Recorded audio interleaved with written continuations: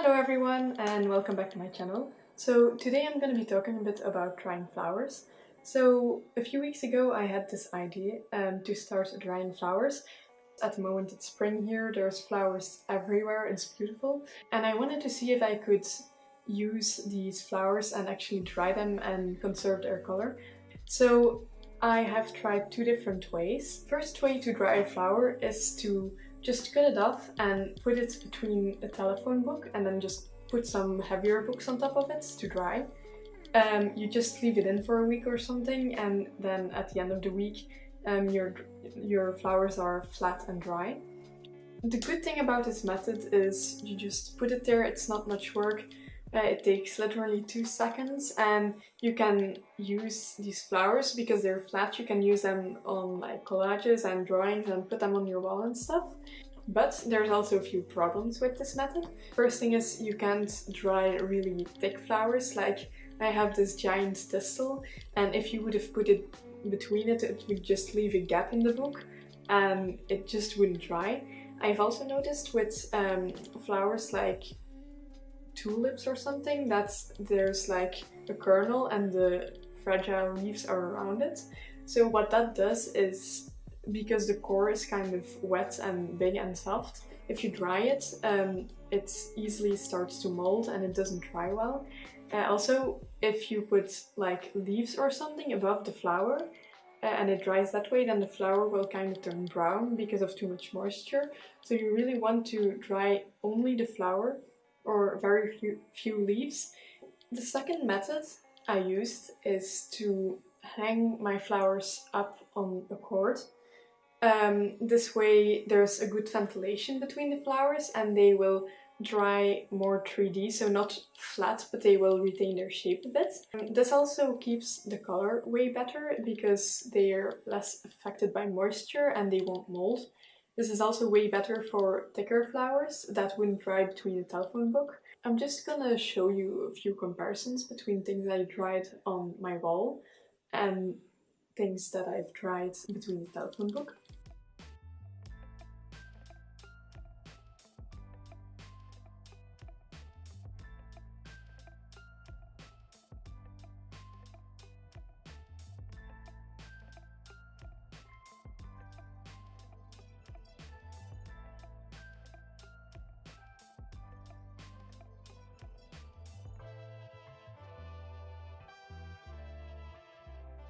So now I just want to show you how you can actually dry your own flowers. So the first thing you will have to do is you go out and pick your flowers. Like I showed in the previous samples, try to pick small flowers without too much leaves that can dry flat or that just don't have too much of a big kernel in them if you want to dry them flat. If you actually want to hang them, then it's less of a problem, but just make sure that you leave enough space in between them to hang, so that they actually don't mold, because that can happen. So go out, pick your flowers, pick the prettiest ones. So once you're home, you can just put your flowers in there and make sure that the leaves are nicely flat so that you don't get crooked ones. And then you just put your telephone book on the ground or something and put a big stack of books on it. After 1 to 2 days, you will see that the flowers are starting to lay flat.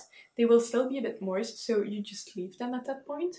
And then, in my opinion, after about a week or something, they start to dry really well and you can already take them out. If you want to be a bit more safe though, you should leave them in 2 weeks, and that will make sure that even once they're out, they will really retain their shape well. Also, if you see that the flower hasn't fully dried yet, just leave it in. It's a bit of a patience task. Now, for the ones that you hang up, you just collect them in a small bundle with enough space in between them so that the airflow can keep going up and down. And what you do then is you just hang them on a little string, but you have to make sure that the string is tight enough, because otherwise once they dry, the stems will get a bit smaller and your things will fall out. This is with anything that you dry on a string, because honestly I've had so many things fall down and it's annoying to say the least. So after you do that, you just let it dry. And another thing I really like about this is just having all these flowers dried on your string it looks amazing as wall decoration and just decoration in general, and I feel like it livens up the room and brings in a bit more of that authentic rustic feel. I don't really know how to describe it, but it brings color and it's kind of natural, so if you have that natural design going on in your room, it's gonna look amazing. So yeah. So guys, if you enjoyed this video, please leave a thumbs up, and if you have any questions, leave me a comment. I would love to answer them, and I'll see you guys later. Bye bye!